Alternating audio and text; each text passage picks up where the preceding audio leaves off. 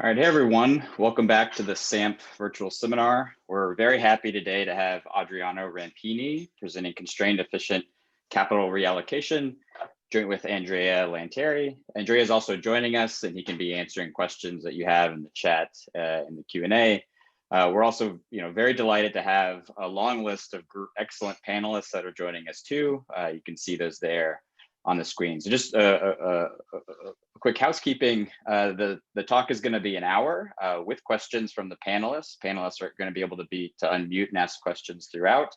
And we also invite attendees that are joining us to please ask all your questions in the Q&A. And as I mentioned, Andrea is going to be monitoring the Q&A to answer all those questions. After the talk, we'll do a 15-minute open Q&A where attendees, if you want to ask a question live, you can raise your hand and then we can call on you live. The last thing is our next seminar, our last seminar before we take a break for the summer, will be in 2 weeks with Haosheng Zhu. Okay, without further ado, let me unshare. Let's see.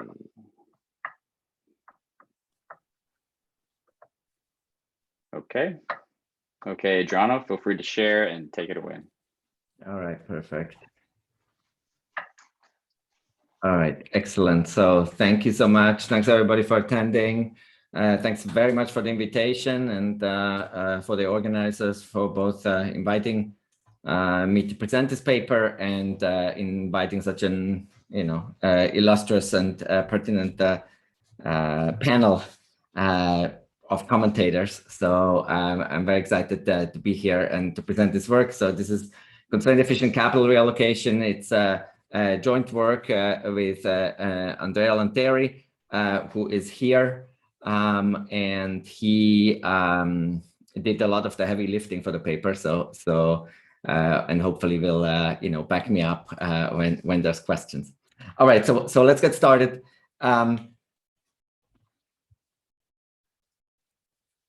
So this, what's the paper about? The paper is about thinking about the effects of financial frictions, specifically collateral constraints, on aggregate investment, and then in particular on capital reallocation, and in particular the efficiency of capital reallocation. So the financial frictions we have specifically in mind are collateral constraints, and of course it's well understood that financial frictions may affect or distort the level of aggregate and firm level investment, and further distort the allocation potentially of capital across firms, and not just the allocation but also the reallocation. And we're going to see actually that for a lot of what we're going to have to say today, actually the fact that it's that we're talking about reallocation is going to be of the essence. So what we're going to think about is we're going to try to analyze the efficiency of capital reallocation subject to financial constraints.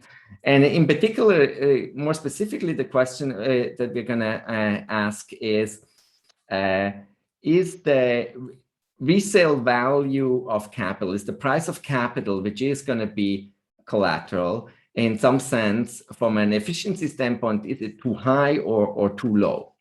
Okay, so that's the question we're going to try to ask. The paper will then will essentially provide an efficiency analysis of a dynamic equilibrium model. In the model, there's going to be investment and there's going to be capital reallocation. So there's going to be some macro. There's going to be heterogeneity. There's going to be firms. They're going to be heterogeneous, facing idiosyncratic shocks, or potentially heterogeneous because they have different amounts of net worth, so being more or less financially constrained. And there's going to be financial constraints, again, collateral constraints. In models with collateral constraints, it's well understood that there can be pecuniary externalities. There's two types of pecuniary externalities in these type of models that operate through the resale price of capital. The one that has been the focus of a lot of work is, of course, the collateral externality. Essentially, the idea being if the price of collateral would be higher, then that firms subject to financial constraints, but collateral constraints could borrow more and so could finance, and so that would facilitate new investment. But there's also a distributive externality, and the distributive externality actually is going to be to a large extent, the focus of what we're going to do here. Specifically, we're going to argue that the firms that buy capital, buy old capital in particular, which is the capital that serves as collateral, are more constrained, and they buy the old capital from less constrained firms. Okay, and we're going to argue that this is actually essentially important. So what that's going to mean is that a lower price of old capital actually facilitates purchases of old capital by the more financially constrained. All right, and so what we're going to then show in our dynamic in the stationary equilibrium of our dynamic model is that the distributive externality actually dominates the collateral externality. And we're going to actually show this interestingly. Both we're going to be able to show this with some generality analytically, and then we're also going to show this in a quantitative version of the model. And essentially, the idea is going to be that so new investment today has a positive externality in the following sense, because new investment today means that next period the economy will have more old capital, so that reduces the price of old capital. That in turn, a lower price of old capital facilitates reallocation of old capital to more constrained firms. Which then in turn is where the welfare gains will come from. So what we're going to need to understand is this pattern, which there's actually evidence of in the data that the more constrained firms are the net buyers of old capital, and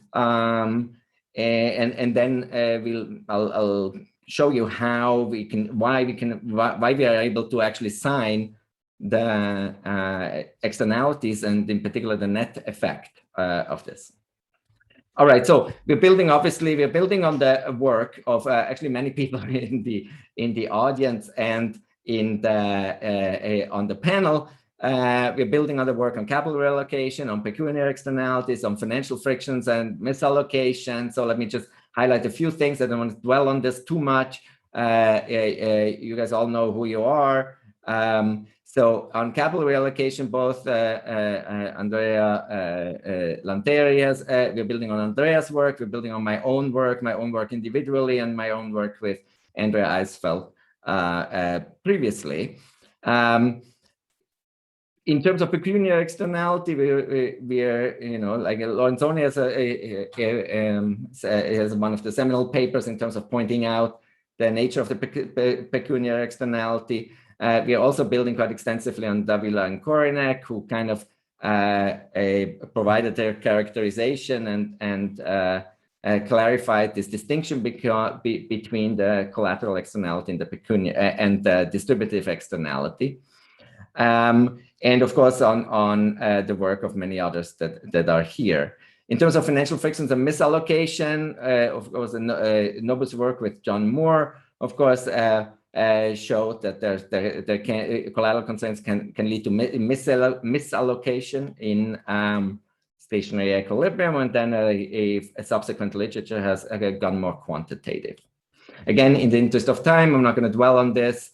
We have a much more extensive discussion, of course, of the literature in the paper. All right, so in terms of the outline for today's talk, I'm going to spend probably most of my time on a stylized model, and I'm going to prove analytical results in that context. And then I'm going to spend some of the remaining time on the quantitative analysis.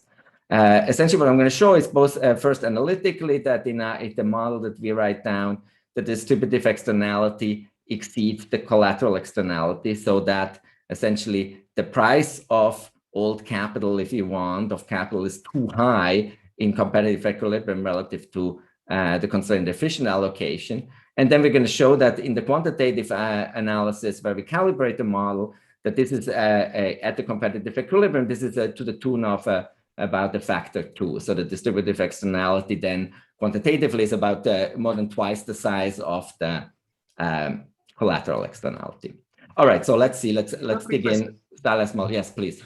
So just a quick question. So just to clarify the statement, is this the statement that the distributive one outweighs the other one? Is that about parameters, or is that like, is or Okay, is it so more- that's a great question. So no, so this is why it's interesting that in fact we can show it in some generalities. So there's not going to be any assumptions required about the distribution of net worth, for example. exactly. And so that's interesting. And we'll see what are we going to use? We're going to use the stationarity of the model a whole lot.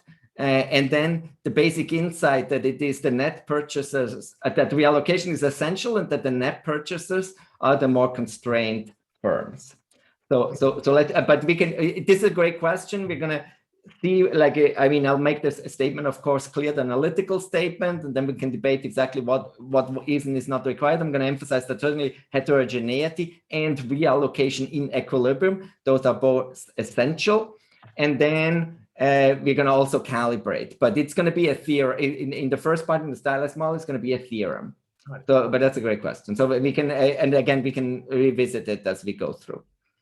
All right, so stylized model. So here's the roadmap I'm going to write down. Then I'm going to describe the environment. I'm going to briefly say what happened in first pass.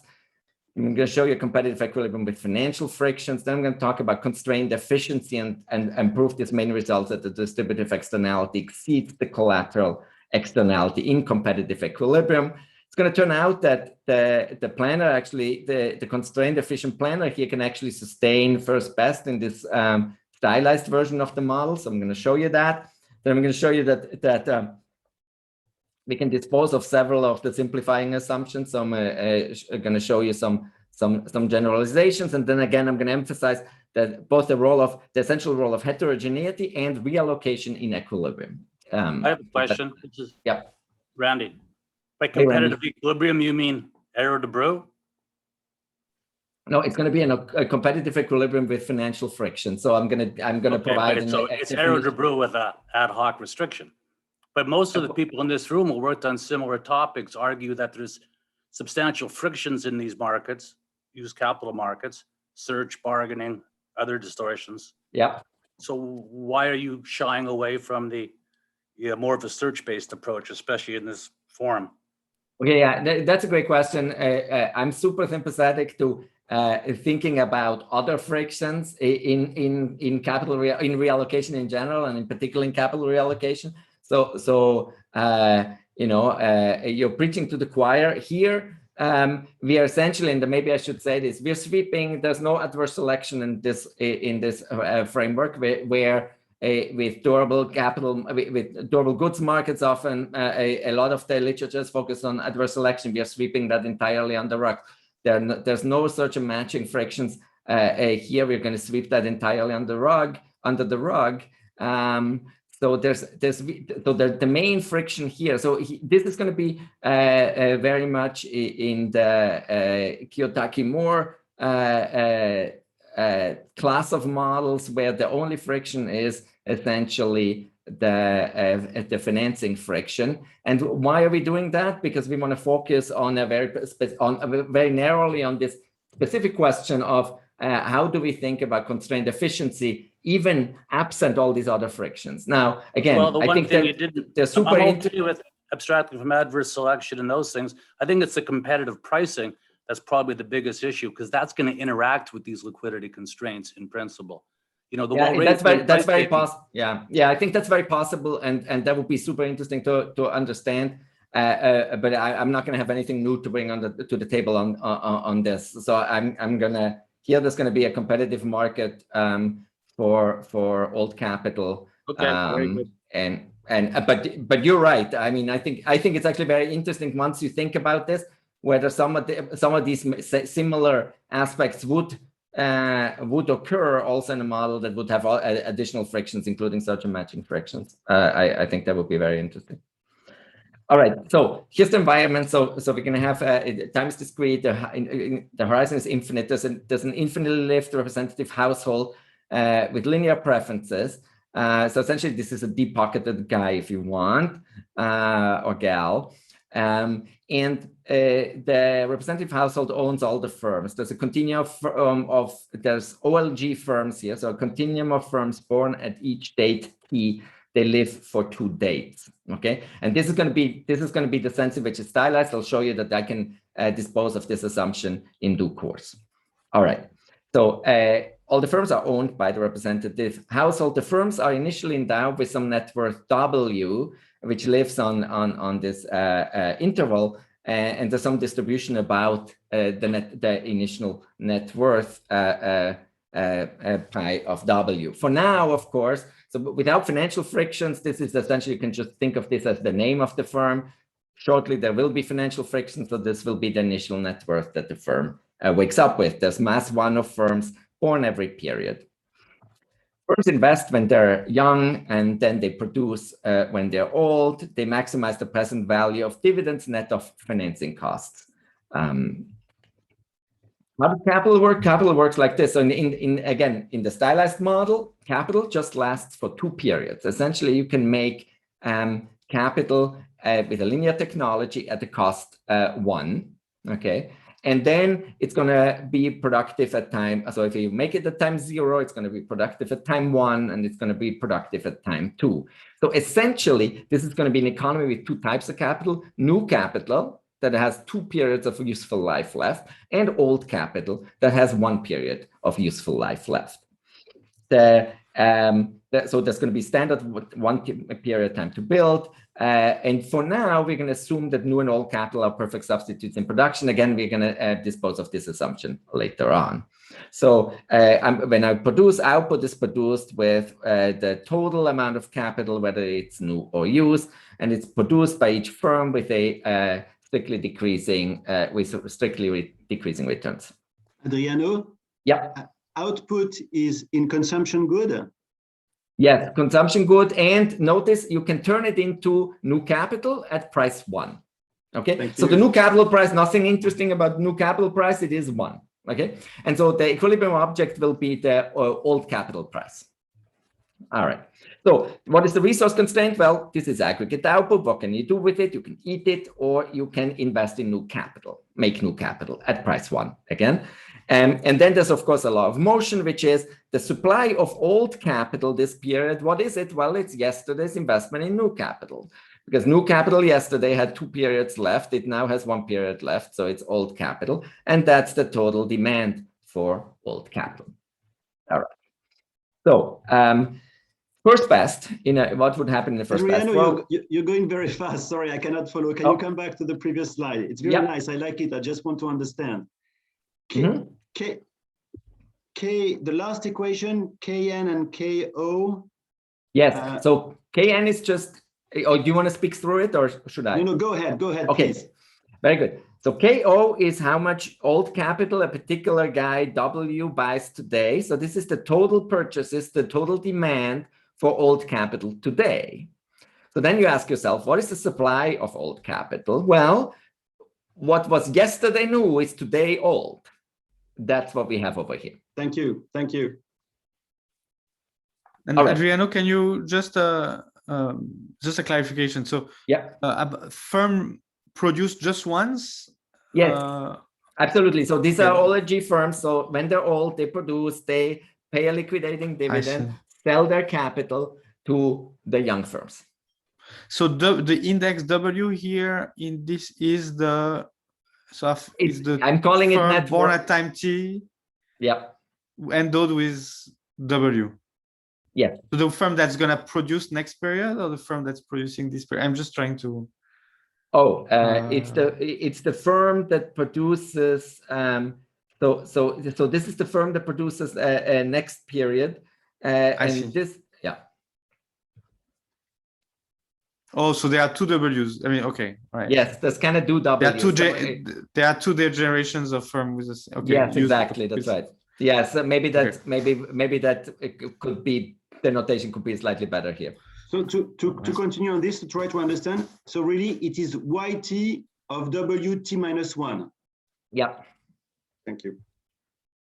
Yeah, and then I mean, before long we'll think of this in stationary equilibrium. So then But you're right, like maybe we should revisit the notation just a little bit. All right, first pass, what happens in first pass? Well, in first pass, we have first order conditions for investment in new and old capital. So new capital is, well, this is the investment Euler equation again, essentially for new investment. One is how much a new unit costs, and this is the discounted value. Output plus, of course, you get a unit. So QFB here is the shadow value of a unit of old capital. What you have then is for old capital, of course, if you the shadow value equals the discounted marginal product. And of course, what happens in first best is everybody operates at the same scale. There will be no misallocation, right? And the first best value of shadow value of old capital would essentially be 1/1 plus beta in a stationary equilibrium, and essentially roughly 1/2. And you can see, and this is going to be essential, that a unit of new capital costs 1, a unit of old capital costs roughly 1/2, so it's cheaper, and that's going to be important. And of course, again, everybody operates at the same scale. The allocation of new versus old capital is actually indeterminate at the firm level in the first best. So that's benchmark. Now, financial frictions. What are the financial frictions? They are collateral constraints. And again, here we write them very much in the spirit of Kiyotaki-Moore. What we have here is the resale value of capital. So if you buy a unit of, if you invest in a unit of new capital, next period it's going to be used. If it's used, it's going to have a value QT plus 1 KTN, and you can borrow up to fraction theta of the price against it, and that has to cover both your loan with interest.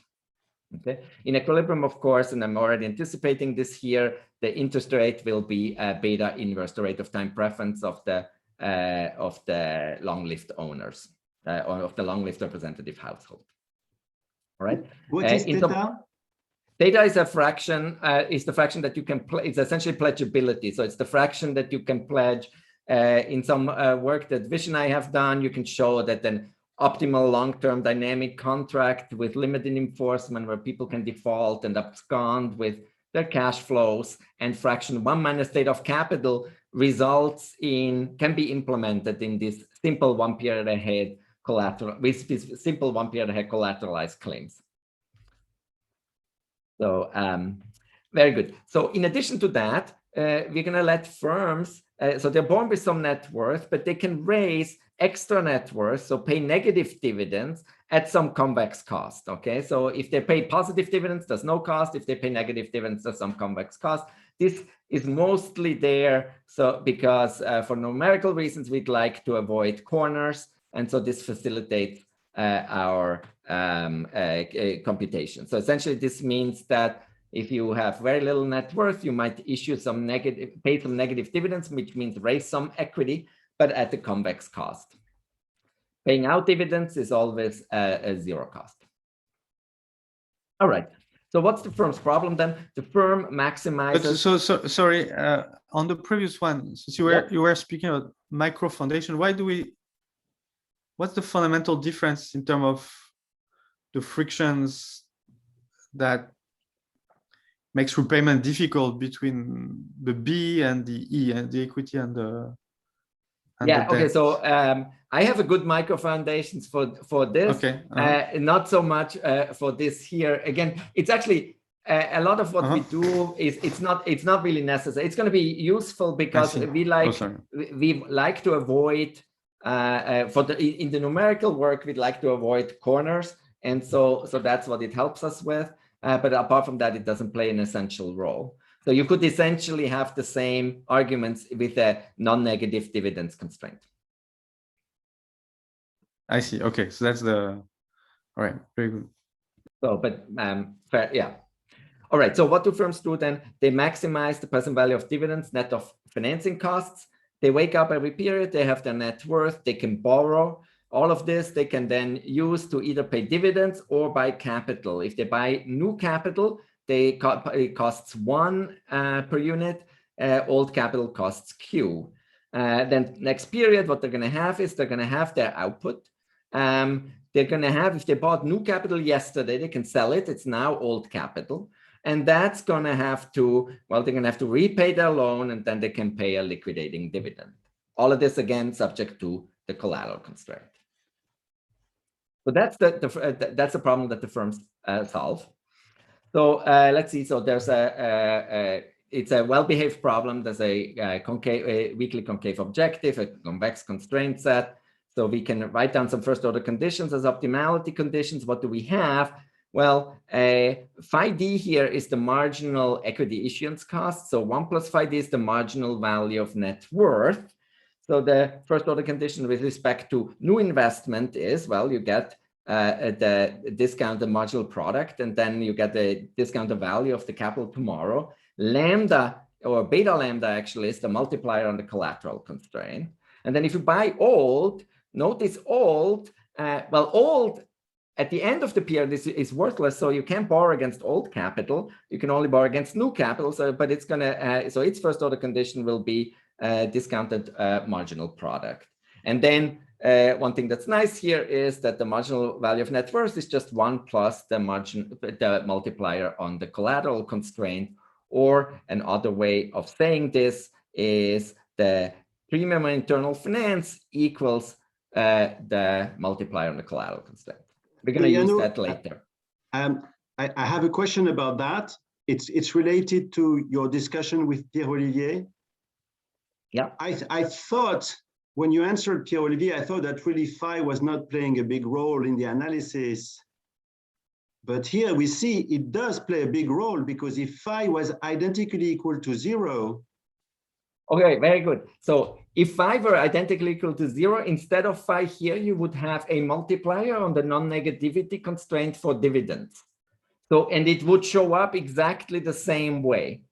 Okay. But okay, also so it would then say that the marginal, the multiplier on the non-negativity constraint of dividends equals the multiplier on the collateral constraint. But I'm very confused. I'm sorry about that. I'm very confused about the corporate finance model we have here, because I was thinking, okay, there is an entrepreneur, and the entrepreneur is borrowing from lenders, and there's a collateral constraint. Yeah. With a theta which is pledgeable. So all this is very nice. I like it a lot. Perfect. But then we have this additional constraint.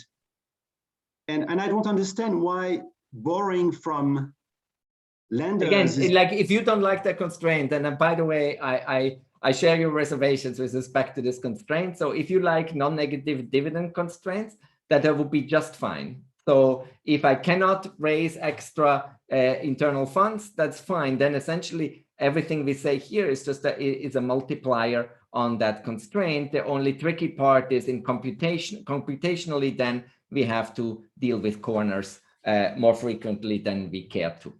Okay, thank you very much. That's very nice. Thanks. So, all right. So here's the competitive equilibrium. So stationary competitive equilibrium. So we have policy functions. So dividends at time 0, time 1. Investment in new and old capital, and how much you borrow. And then the key object of interest is going to be the price of old capital, Q here, subject to, of course, individual optimality. Markets have to clear, and notice now we have this, at least if we keep these equity issuance costs, then they show up, of course, in the resource constraint. Apart from that, the market clearing condition for the capital market is still the total demand for old capital equals the total new investment last period. But of course, it's stationary equilibrium, so there it goes. All right, so I'm going to start out with some micros, just understanding the patterns here, and I'm going to prove this proposition, but I'll do it by just going to think about the economics. So essentially, well, let me maybe foreshadow. Essentially, what's going to happen is that new capital has a higher down payment, meaning if you want to deploy a unit of new capital, it requires more internal funds. And because of this, and at the same time, from the vantage point of an unconstrained firm, the user cost of new capital will actually be lower. And that's going to be the basic trade-off. We're going to see that in a competitive equilibrium, the price of old capital is weakly above the frictionless price. And then we're going to have some dynamics here that we'll see in due course. So let me maybe just walk us through the economics of this choice. So Suppose you're a firm, you're thinking about buying old capital. Old capital costs, a unit of old capital costs Q. A unit of old capital also tomorrow is useless, so it's going to not have any resale value. So if you want to buy it, you have to pay Q up front. So the down payment, which is the script P here, P sub O, is the price of old capital. Suppose now, though, you want to buy a unit of new capital. So that's what's the down payment, script P n of that? Well, new capital costs 1 to buy, but then tomorrow it's going to be a unit of used capital, of old capital, right? It's going to have value Q. Up to fraction theta of that you can pledge. So the present value that you can borrow against it is beta theta Q. So your down payment is 1 minus beta theta Q. Now, the first key observation is this, that it's got to be that the down payment on new capital is larger than the price of old capital, which is the down payment of old capital. Why is that? And this is sort of a key, right? It's essentially because if it were lower than that, then you could buy new capital, and then tomorrow you would get, so you could use it for one period, and tomorrow you would get some extra resources, the fraction of the residual value that you didn't pledge. So that would be an arbitrage. So with absence of arbitrage ensures that it's got to be that the price of the down payment on new capital has got to be higher than the down payment on old capital. Okay. Now, what about the user cost? And I'm going to define the user cost from the vantage point of an unconstrained firm. What happens here? Well, the user cost of all capital is just its price, Q. The user cost of new capital, well, from the vantage point of an unconstrained firm, it costs me 1 today, but tomorrow I can sell it as Q, and I'm discounting this at beta. So what's more is it's got to be that the user cost of new capital is at least weekly less than the user cost of old capital. Otherwise, nobody would invest in new capital. And if there were no new capital investment, then there would be no old capital and of course, that's not possible in a stationary equilibrium.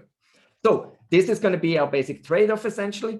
New capital will require more internal funds, have higher down payments. But if from the vantage point of an unconstrained firm is at least weekly, it will be cheaper in user cost terms. And you can actually see that even more directly. If you write the investment, you can rewrite the investment Euler equations like so. So if you rewrite the investment Euler equations, you can write them as, so here's the familiar discounted marginal product. What do we have on the right-hand side here? Well, maybe first we can ask ourselves, what would this look like in a frictionless world? Well, in the frictionless world, what you would have is these terms would be gone because they have to do with financial frictions. So the frictionless world, what people would do is they would look at what is the user cost of these two types of capital and pick the one that is lower. And in fact, the unconstrained firm does exactly this. So what does the unconstrained firm do? Compares the frictionless user costs and says, well, new capital is weekly cheaper. I'm going to buy at least weekly new. So now, more interestingly, of course, we are in a world with financial frictions. So instead, what happens then? Well, the other term here that appears in the investment Euler equation is the down payments multiplied by essentially the premium on internal funds, right? If the firm is very constrained, the premium on internal funds is very high. In fact, as the net worth goes to 0, the premium on internal funds explodes. So what does the very constrained firm do? It simply compares the down payments on these two types of capital. What is the consequence of this? The sufficiently unconstrained firms invest in new capital, and so sufficiently constrained firms in old capital. And again, why? Well, because old capital has lower financing needs. It's essentially cheaper and requires less internal funds. All right, so that's going to be the key to where we're going to go. So here's the economy in the cross section. Firms differing by their net worth. This is total investment. Better capitalized firms, they invest more, right? So they invest more, but how do they invest more? Well, firms can choose between investing in new capital, investing in old capital. What do they do? Well, the financially constrained firms, so if they're sufficiently constrained, they invest in only old capital, and they don't invest in new capital at all. In this case, where the new and old capital are perfect substitutes. Then at some point, they reach a point where investment stays flat and they're less constrained. And now they substitute away from old capital and start to buy new capital. And then the less constrained firms, they invest only in new capital. You see here, no new old investment, only in new capital. And eventually they start to pay dividends. Notice also here, down here, I plotted for you essentially the premium and internal funds. For the ones that's very high, those are the guys that buy old, and in the intermediate range, they substitute away from old and towards new, and then the less constrained and unconstrained firms only new. All right, and this is going to be of the essence in interpreting in signing the distributive externality, as we will see. All right, so we're going to look at the constraint efficient allocation. So the planner gets to choose the allocation and the price of all capital to maximize household utility, subject to all the technological constraints, the individual budget constraints and financial constraints, and the market clearing condition for old capital. Now, critically, the planner, of course, takes into account that investing one more extra into one new unit today will deliver an extra unit of old capital tomorrow, and using an extra old unit will essentially deplete that stock. So so essentially, though, the first order conditions for the planner for capital in new and old investment and borrowing are very similar, except that these terms appear where the planner takes into account the effect on the market clearing condition. All right. Moreover, the planner gets to choose the price. So let's look at the first order condition with respect to the price.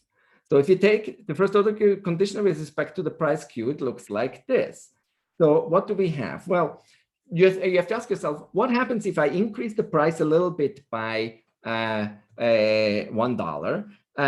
What will happen? Well, the people who buy old capital, they will have to pay more. How much? Well, it depends on how much capital they buy. And how will they feel about it? They will feel about it, well, it depends on their marginal value of net worth. On the other hand, the people who yesterday bought new capital and higher price, well, they will get the higher price, right? So they will get the higher price. So that's the one there. Plus, if they anticipate that today's price is higher, then their collateral constraint yesterday, to the extent that it was binding, will be relaxed. And that's this extra constraint. This is an extra term there. So now we can rearrange this, and into what we have here is the the collateral externality. So we can collect terms. Here we have the collateral externality, and then on the left-hand side here, this is the distributive externality. Now, the distributive externality, again, these are the people who are buying old capital. They're hurt by a higher price, and these are the people who sell it. They like the higher price. All right. Now, let's see. One more thing. We have market clearing, right? So we know that today's demand for old capital is yesterday's investment in new capital. So because of this, we can cancel a bunch of terms. This we can cancel, and this one we can cancel. So now this first order condition reduces to this term here. Okay. So for this is where you're using the idea of stationarity. Yeah. Yes. Okay. So I'm going to use it. And I'm going to use it. I just used it once, and I'm going to use it one more time. Namely, so there are extra time. So this is excellent, Pablo. Namely, I'm going to use it also here. I'm going to now say, oh, by the way, what's more is remember how the multiplier on the collateral constraint yesterday? Oh, it's the marginal value of net worth. And in stationary equilibrium, that's the same thing again. And so I'm going to essentially here also say, oh, wait a minute. In stationary equilibrium, this will be phi d of W as well. So I'm going to use it in some sense almost twice if you want. I see, because I was kind of, your intuition so far was kind of leading me to think, okay, if I change the price of old capital in period T+1, it improves allocative efficiency in period T, but worsens allocative efficiency in T+1. So I would have expected like a discounting type of somewhere in this trade-off there'd be a discounting kind of adjustment. Yes, in fact, in some sense, there is. It's reflected. It's reflected though because of the way we scale it in the lambda. I see. So the discount factor is folded into that. Yeah, I see.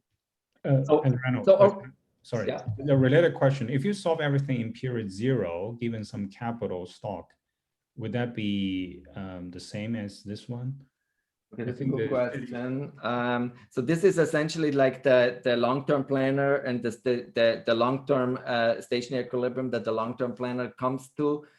We actually do explicitly solve for we do explicitly solve for the transition dynamics, and then you have to take it into account that there's one time where you ignore the collateral externality, but of course at that point it's even a fortiori the case that there's no collateral externality because yesterday's constraints are taken as given, and so we're going to have essentially it's going to look very similar. I would just worry about a commitment issue, like in standard taxation problem, like this trade-off going. Yeah, there's in some sense an issue of timing consistency, right? Because like after the fact, you want to ignore that altogether. But again, this again goes actually towards in our direction, which again says, from a time consistency perspective, again, I want to ignore the fact that I would have, sure, rising the price today would have relaxed the collateral constraints yesterday, but of course, but because of time consistency, I'm ignoring it now. But when you do that, suppose you intervene and you make the price go down, which people didn't expect. Okay, yeah. So here people. Yeah. Then people are actually not going to pay their debts. Yes. Okay. Yeah. So you would need to think about. Yeah. So we haven't really played with this, but that's a good point. We need to think. One needs to think about that. So all right. So Adriano, I have another question. I mean, related to this discussion on taxation. So how do we think of the planning problem? Is that I have to think of it as a Ramsey problem that? Yes. Oh, okay. So there are taxes, and then I'll show you an implementation in due course. There is all right. Okay. Yes, absolutely. There will. So yeah, absolutely. So we need to get there. Clarification. Right, so, where's the shock to your W? Also, the shock is just each generation wakes up and you draw your network W. In the cross section, maybe you're a lucky firm, you're well capitalized. You're going to just operate with new capital, or you are very unlucky and you're just going to operate at small scale with only using old capital. So Adriano, you have about 20 minutes. Yeah. Okay. Perfect. So let's push a little forward. So the key result then is that if you take the competitive equilibrium now and look at the competitive equilibrium, what would you want to do with the price? Would you want to make it higher or lower? What you can show is that the distributive externality over here exceeds the collateral externality. Okay. So of course, at the constraint efficient thing, the planner will choose an allocation and the price so that it's exactly the same. But if you start from the competitive equilibrium, the planner would want to the distributive externality exceeds the collateral externality. What that's going to mean is that the price in competitive equilibrium is too high from the vantage point of the constraint efficient planner. Okay, so let's get the intuition or see how the proof works. Goes like this. So here is where I'm going to use, this goes to Pablo's question, where I'm going to use stationarity one more time. The multiplier on the collateral constraint is the marginal, is the net worth, the premium on internal funds. And so essentially what I'm going to show is that essentially the covariance between old investment and the marginal value of net worth, or really the premium on internal funds, is larger than the covariance on between new investment and the premium on internal funds. The simplest way to see it, by the way, is let's go back to the picture to see how this works. Okay, so what's the picture here? So here we have old investment. Here we have new investment. And essentially we are integrating these against phi d, the premium on internal funds. But now check it out. When you think about, remember that it's the constraint guys that buy old. So in fact, if you look here, if I'm calling this phi d bar here, that's the level of phi d at this flat spot. Notice that everybody who invests in old capital has a premium internal funds of at least phi d bar. Right? And notice now, so that's going to be one integral. And then now the other integral is Kn against phi d. But notice that everybody who invests a positive amount in new capital has a marginal, has a premium internal funds that is at most phi d bar. Okay, and so what's going to happen is that so this integrating this against phi d is going to be strictly larger than integrating that against phi d. Okay, and so what that means is that it's got to be that the distributive externality exceeds the collateral externality. And again, it's deeply connected to the economics. The economics is the more constrained guys are the guys who buy old, and they have the high marginal value of funds. And essentially, yeah, and we'll see some pictures. Hopefully, if we get there, that might make them more clear. Now, so in terms of your distinction with down payment and user cost, what this says that down payment is too low and user cost too high, or something like that. Like the new guys, the new capital is too easy to buy new capital and too hard to buy. Well, I want to drive down the down payment on. So the constrained guys buy old. The price of old capital is their down payment, and I want to drive it down. In fact, so you see here. Here it's in this environment, it's kind of drastic. The planner can drive down just by choosing a sufficiently low price of old capital, which is so low that even the guy with the most unlucky firm can buy the first best level of capital by buying old. It can implement the first best. So for this, you have to, of course, drive down the old capital price very dramatically. This is not going to be generally true in the quantitative model. That's not going to be the case, but here it is. So essentially, if the price is low enough, then we can actually achieve first best. Everybody can invest in the first best level of capital. Nobody's constrained, so there's no dividends no negative dividends. Collateral constraints are all slack. Okay. Now, of course, you ask yourself, well, how would the planner potentially implement that? So that goes to the implementation question. Now, we're going to implement it with Ramsey taxes, and that then are lump sum rebated by type, so that we are not implicitly distributing. So the only thing we're allowing the planner to do is distort investment decisions so that to change the price of old capital, and then, but not to redistribute resources. So everything is lump sum rebated. So we allow for tax rates that are potentially depend on your name or your net worth. But in fact, we can implement the first best here with type independent taxes. And here's what they look like. First, a subsidy on new investment.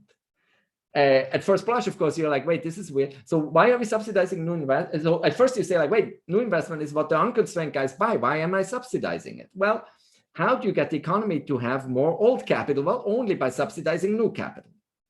Okay. So once you do that, you drive down the price. You have more old capital now, so you can drive down the price. But now, of course, people are tempted to just instead operate their firms with old capital. So you actually have to have a positive tax on old capital. So you're taxing old capital and subsidizing new capital. And then the tax rates actually are independent of net worth, except of course that they're then lump sum rebated, and the lump sum rebates of course depend very much on your net worth. If you're a poor firm, your lump sum rebate, you're buying old and you're going to pay high taxes, and it's going to be financed in part by the lump sum rebate. So when do you collect or collect these taxes or pay these subsidies? What's the timing of it? That is a good question.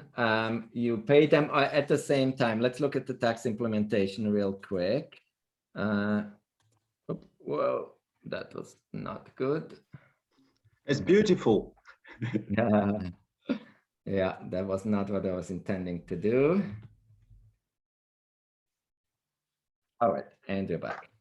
What I was intending to do is go here. So, right, so you pay them at time t. So if you're a young firm, you pay them at time t.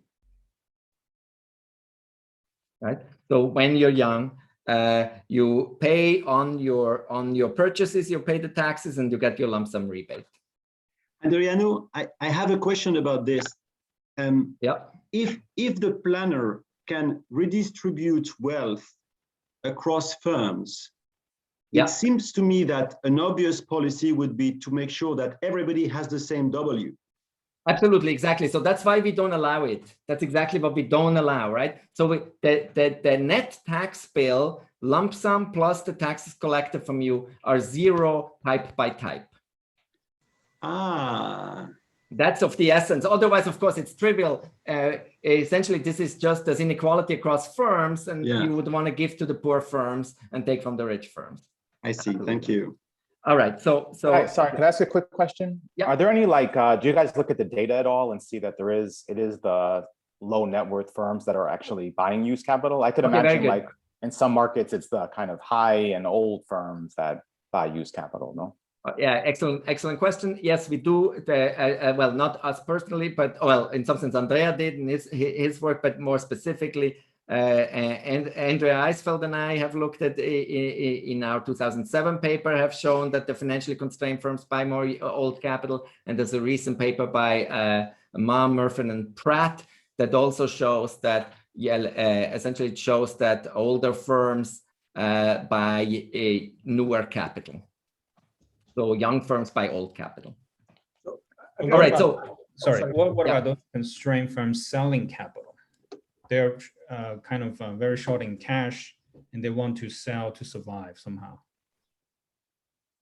Yeah. So in our quantitative model, some of this happens actually, like when we have shocks. So I'll get to that a little bit. But on net, the net buyers are the financially constrained guys, are net buyers of old capital.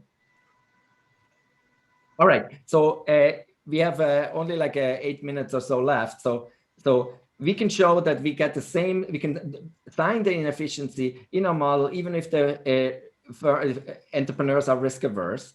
We can introduce heterogeneity in productivity. It's now, the more constrained guys are now both the ones that have low net worth and the ones that have high productivity. And you get the same result. You can again sign the result. We can also look at long-lived firms and long-lived capital and essentially get the same thing. So the long-lived firms and long-lived capital, I'll just briefly talk about, just because in the quantitative model we'll have that.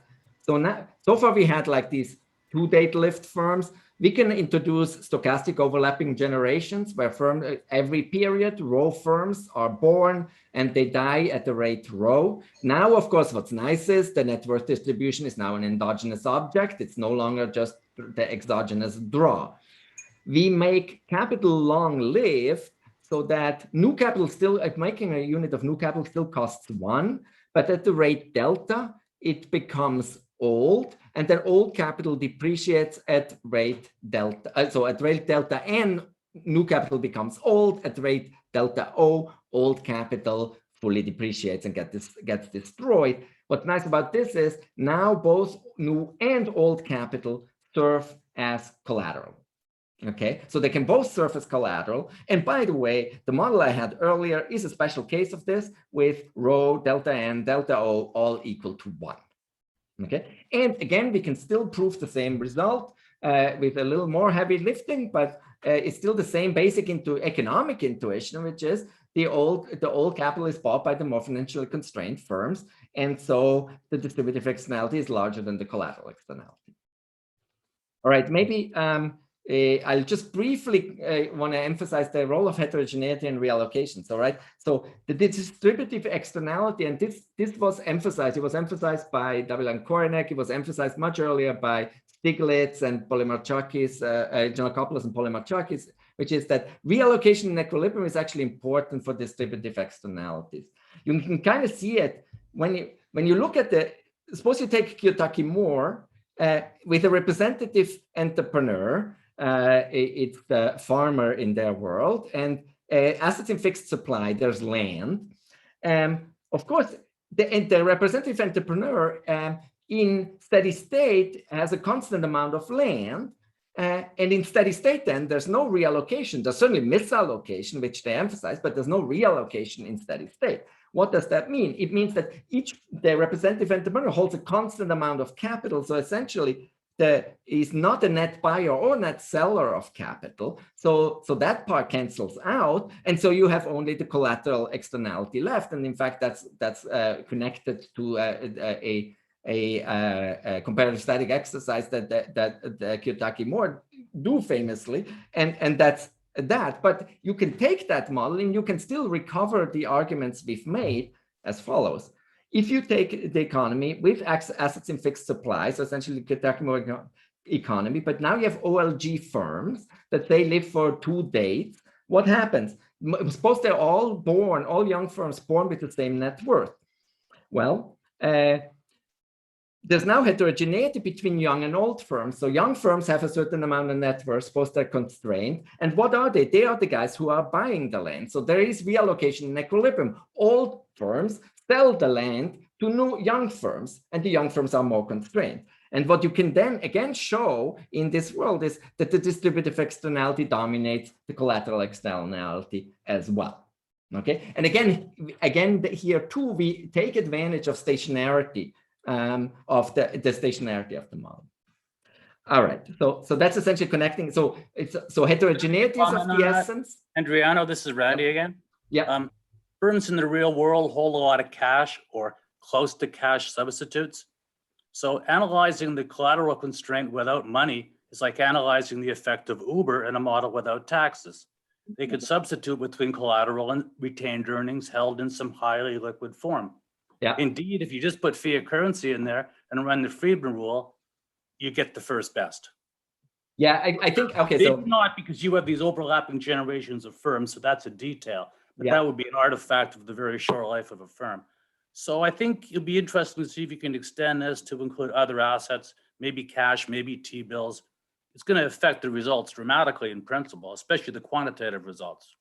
Yeah, I mean, certainly, like I think in our model, without loss, the firms actually wouldn't hold cash. But you are so in some sense they can hold cash because they can borrow less than the collateral constraint. But cash would just be negative borrowing. But I mean, I have nothing new to say on this, but I completely agree that it's super interesting to think about that.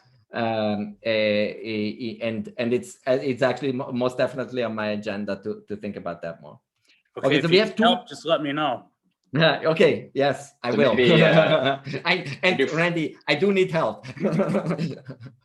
About four minutes, Adriano. But yes, perfect. So let's talk briefly about the quantitative analysis then. So, and I want to show you in particular a couple of pictures and some numbers. So what we're going to do is we're going to use again this model with stochastic life cycle and long-lived capital. We're going to also introduce productivity shocks now. We're going to make new and old capital imperfect substitutes, partly because we can, partly because it's empirically plausible, and partly because we don't like corner solutions. In addition, we're going to have a minimum price of old capital, which is essentially the scrap value. This puts a bound on the lowest price that the planner potentially could achieve. We then calibrate this based on the literature on the dynamics of firms, on financial frictions, and some facts on collateral. Capital reallocation in particular, we're looking also at this paper by Murphy and Pratt that shows essentially the title of the paper is Young Firms, Old Capital. And that's what the paper documents. And so we're going to, our calibration is essentially consistent with that. Here, this is a nice picture. So first, the quantitative result is that the distributive externality is essentially about 2 times the collateral externality. But what's also nice is you can actually think about the distributive and the collateral externality in the cross-section across firms by net worth. Notice that If you are unconstrained, well, the collateral externality is 0 for you. The more constrained you are, the bigger is the collateral externality. Why are there 2 lines here? There's 2 lines because we have a Markov chain with 2 productivities. So if you have a higher productivity, you're more constrained given your net worth. So the red one is the higher productivity one. But you see for either one, the more constrained guys have higher collateral externality given their net worth. What about the distributive externality? Well, the distributive externality has the same pattern, but notice it's much larger quantitatively. So more constrained firms they actually have a higher collateral externality. So they would really like to be able to borrow more. Remember, it's now imperfect substitute. So everybody has new and old capital, and it would be great to be able to borrow more against new capital. However, and not only that, actually, even long-term, even old capital is long-lived. So you can borrow against old capital too. So that's this thing, but the collateral externality is bigger. I'm sorry, the distributive externality is bigger, actually kind of type by type. And in fact, notice this here, the distributive externality is of course negative if you're well capitalized because you're going to be a net seller, right? And so, and essentially though, when you integrate this numerically, what you get is the distributive externality is more than twice the collateral externality. And so this kind of takes this literature, which has sort of thought about collateral externalities and distributive externalities to a quantitative thing, taking a lot of advantage, of course, of stationarity here. How does the planner accomplish it? The planner accomplishes it. It drives down the price of old capital, gets people to invest more. In particular, constrained guys invest considerably more in old capital. And again, in fact, they're investing more in old capital than unconstrained guys, but they're actually investing more in both types of capital and everybody is less constrained. In terms of like just like the last few seconds, if you take competitive equilibrium, it's about 7%. The consumption equivalent is about 7% below a first best. Constrained efficient allocation recovers about 70% of these losses, so it's only about 2% below the first best. The constrained efficient, I didn't talk much about this. If you don't like this tax on all capital, you can set it to 0. Still, what you would do is you would still recover something, but a whole lot less. How do you implement this? Now, in this version of the model, the tax rate actually depends on the net worth. You have a subsidy on new capital. So our model delivers essentially a motivation for new investment subsidies, and then a quite sizable tax on old capital. And again, if we artificially constrain the old capital tax to be 0, then there isn't one. But in fact, we cover a lot less of the welfare gains. All right, we do some extra things but we're out of time. So let me just conclude. So, okay, so what have we talked about? So what we talked about is the gains from reallocation of all capital, in particular high marginal product of capital firms, young firms and productive firms buy old capital. Again, this is consistent with the empirical evidence. But it is important because it says that in these models, then the price of all capital and competitive equilibrium is actually too high. Okay, because why? Because the distributive externality dominates the collateral externality. So new investment to this period essentially makes old capital next period less scarce, and so there's a positive externality of constrained firms for constrained firms in the next period, and so the model, among other things, provides a rationale for a potential rationale for subsidies for new investment subsidies is, if you want, again, through this roundabout channel where today's new investment is tomorrow's old capital, which financially constrained firms like. That's great. Thanks a lot, Adriano. So let's open it up now to our general Q&A. Panelists, you're free to unmute yourselves to ask any questions. Okay, I'm going to unmute myself. Wait, Randy. Randy, wait one. I can't wait. I'm too excited. 1 second. Good. Attendees, as a reminder, you're welcome to ask questions live. Just use the raised hand feature if you're interested in asking a question live, and then I'll unmute you. So now I'll take the reins off the horse, Randy. Go ahead and ask your question. I was just going to go back to my first comment, not about other liquid assets, but about Walrasian pricing. So you have this highlighted result, the price of all capital is too high. But there's big holdup problems here because the investment sunk when you're selling the old capital. So that goes the other way, and that could go the other way big time. Well, so I think goes back. I mean, so it's interesting, and maybe I'm not completely following, but I think it's like this goes back to, I think, to this time consistency question, right? So if I'm ignoring the effect today of what happened yesterday, then still, because now in today's market, I would like to drive down the price of old capital to because that's what the financially constrained guys buy. But maybe you have in mind the holder problem is with respect to, as I'm driving down the price, if the debt hasn't been paid yet, then I'm inducing default. Is that the idea that you have in mind? Here's a simple example. So, with many assets, what you buy it for its return plus its resale value. So when you buy capital, you get the marginal part of the capital, but you might end up selling it off. Yes. Okay, suppose the buyer makes a take it or leave it offer, then you don't get any surplus from the resale value. So that's gonna, kill the second effect.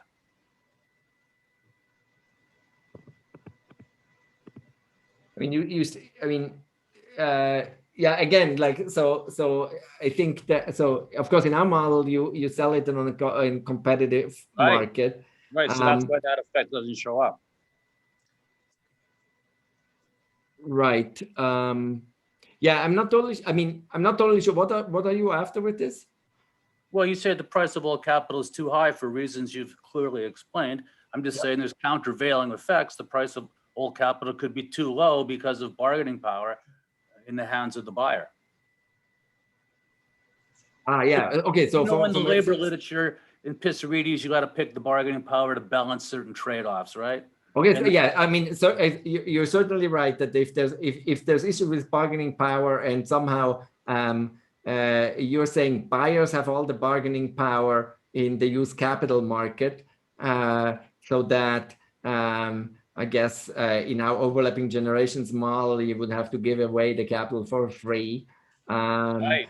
Then yeah, I would have to figure out, like, I mean, I think that's a different, like, certainly, I certainly agree that now, of course, vice versa, if there's, if the bargaining power would all be with the seller. So I think from the bargaining power dimension, I mean, I think it's potentially there's an interesting way of thinking about how it interacts with what we're doing. Right. But I think it's, and we certainly have not considered it, but maybe Andrea might have a more articulate answer than I do. So you should, by the way, Andrea, you should feel free to jump in anytime. I spoke a lot already. To motivate what you're doing, you're isolating effects that are abstracting from the holder problem. But it's just good to be aware. This is the classic holder problem. Yeah. Okay. Yeah, I see what you're saying. Yes, it is one of the many things that of the many frictions that we're sweeping under the rug in terms of the in terms of the whole capital market. That's absolutely true. Good. So, Adriano, so just go back to some of my earlier comments. So this is very nice. I was just trying to think of, what can make this result fail? So one direction is maybe some kind of non-stationarity, so that the allocative inefficiencies in period T are much more important in some sense than in period T+1. I mean, you show maybe the difficulties of getting something like that.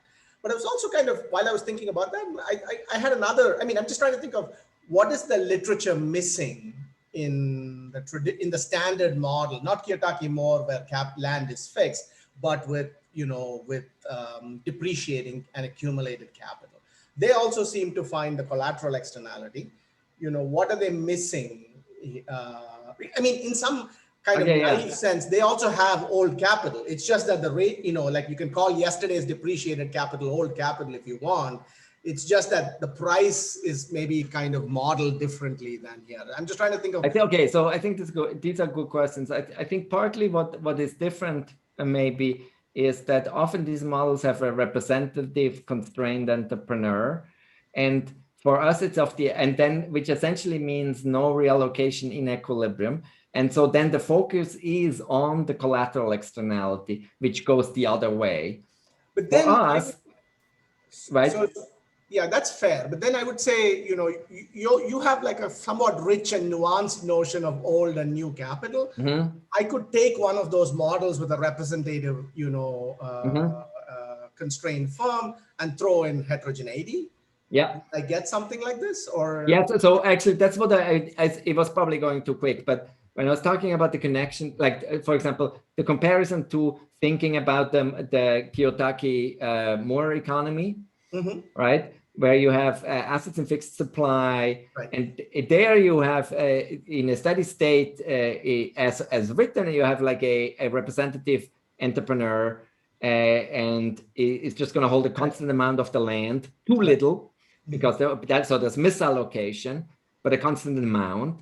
And so when you then think about the price of, so then you don't get it. What do you add to get it? What you add is if you instead you introduce overlapping generations, say in the simplest case, just again, 2-date list of entrepreneurs, so that every period the land is sold by the old entrepreneurs to the young entrepreneurs.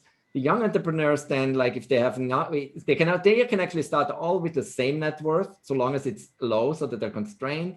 Then what they will do is the land there's equilibrium reallocation every period, right? All land moves from the old to the new, to the young, and the young are more constrained. And then you can actually again get that result. So that's how you would introduce essentially if you have overlapping generations of farmers in Kiyotaki-Moore, you could get it. Now, you said something else though, how could I overturn it? And maybe Andrea wants to talk about this. But you can overturn it. We assume throughout that the lender is the representative household that owns everything. So beta R is 1, right? If you introduce a wedge, which some of the models do, in fact, in the original Kiyotaki-Moore, the entrepreneurs are more impatient than the lenders. Then the fact in some sense that relaxing collateral constraint doesn't affect the period before can help. But maybe Andrea, do you want to weigh in on this or? Sure. Yeah. So we discussed in the paper the impatience case, but there's also something else which is I think we learned writing the paper, that is to break the result you would need to write a model that for some reason has many agents that are very financially constrained and need to sell assets. So then you could have that the distributive externality itself could, in principle, make you want to have higher prices so that these guys that are constrained can sell at a better terms of trade. But in our model, this is going to be, and in fact, in our quantitative model, there are firms that are constrained and sell. So we have that as well. But this is overwhelmed by the fact that you have new young firms that enter every period and are constrained, and those are the net buyers of all capital. But if you have a theory that says that there's so many sellers that are constrained, then that's going to potentially overturn our. But that's a great point, and it's kind of new. I'm surprised Venki didn't mention. He and I have a paper which is motivating for years. We tried to put constraints on households, and it turns out if you have a representative agent, it works, but you got to pick some kind of crazy parameters. It seems critical in the household finance models to have some heterogeneity. And I guess you're finding it similar for the firm side. Yeah, absolutely. So we should maybe also say that, I mean, Double and Cornex say that in a 2-period model, but they show that in general, anything goes. It could go either way, and it depends exactly on. So there are ways to overturn it. We think plausibly in this environment. Actually, what's interesting is that in this environment, without without forcing the model to confess, suddenly it goes for, I think, deep economic reasons in one particular way, which is sort of interesting. I had in mind for the quantitative results. So the intuition for the household is straightforward. The average U.S. household has tons of liquidity in their pension fund. That's right. The average and so heterogeneity is of the essence. So you want to have the distinction between average and marginal, and that's going to come from heterogeneity, and that's related to your approach, I think. Yes, absolutely. I think Nobu, you were saying something. So as I understand, the collateral constraint is binding means not enough resource goes from saver or unconstrained to constrained people. And so the collateral value will go up is a good news for transferring more resource. But what you are emphasizing is that among the borrowers, there are heterogeneity. And all the new capital is a way to shifting funds between the two groups of the borrowers, and somewhat encouraging more old, new capital and increasing the supply of old capital. You are increasing the gain from trade between the borrowers. That's my intuition of getting. Yeah, I think that's right. Yeah, I think that's exactly right. And we think, I mean, in some sense, we think this is also related to, I mean, like, so for example, if you think about policies that, like, this distributional aspect is key. If you think of policies that end up driving up old capital prices, I guess like cash for clunker is particularly bad in this. From the distributional aspect, and whether it's households or firms with heterogeneity, it doesn't really matter that much because we can make our entrepreneurs risk averse. So then you have essentially like kind of entrepreneurial households if you want. The distributive externality means that this old capital is bought by the financially constrained guys. So you really want the price to be low, not high, even if it comes at the cost of when I buy the new car, then I can borrow less against it.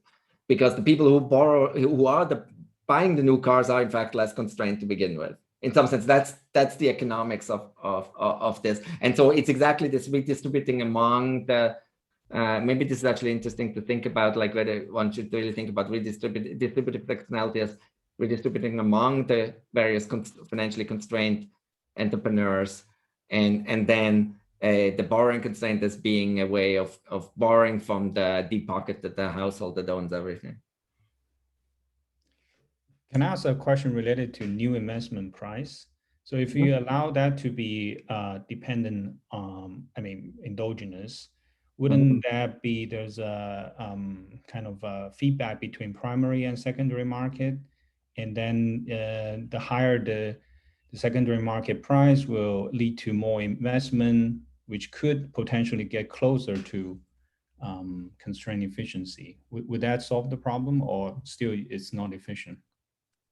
Okay, that's a good question. I think, like, if I understood it, right now we can make more new capital at price one, right? So if you have a linear technology, so the planner actually can increase new investment without it backfiring. If there were like some aggregate decreasing returns to scale of making new capital so that the price would be convex, then I think actually it would be harder for the planner to improve matters, but then you would have an interesting endogenous price for new capital too. And we are sort of actually, we're in a different context, we're kind of playing with some models that also have endogenous investment, not at the linear aggregate technology, but at the convex aggregate technology. And I don't know, it's possible, like, I mean, we haven't pushed that very hard ourselves, but it's possible that there could be something very interesting there as well.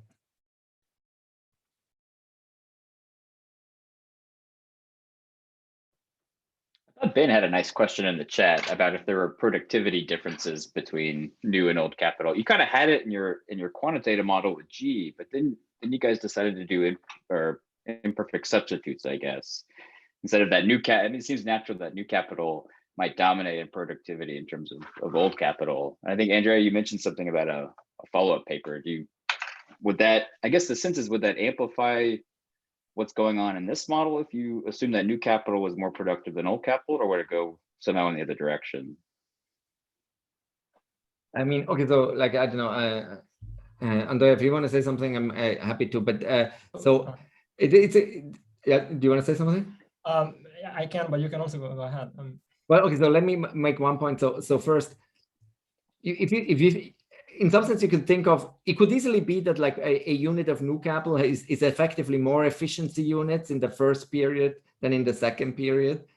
But that by itself wouldn't do anything, because it would just mean that like it would all be about down payment per unit of efficiency per efficiency unit. But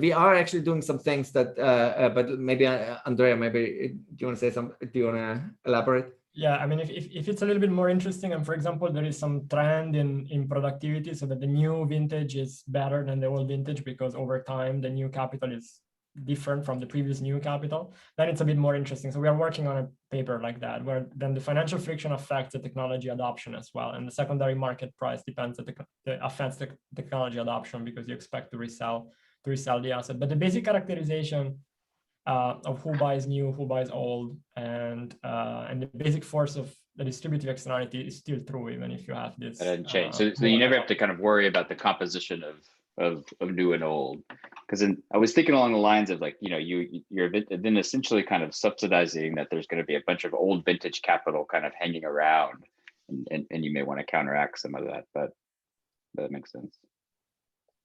Yeah, so we wrote down a model like that. We're working on it. We don't have a paper yet, but hopefully soon. Okay, great. That was fantastic, guys. Thanks a lot. So we'll formally end the seminar now and stop recording. Thanks, Andrea and Adriano. Thanks also to all of our panelists. We'll go ahead and leave the room open if you guys want to hang out and chat also. Okay, that's awesome. Thank you so much, everybody, for attending.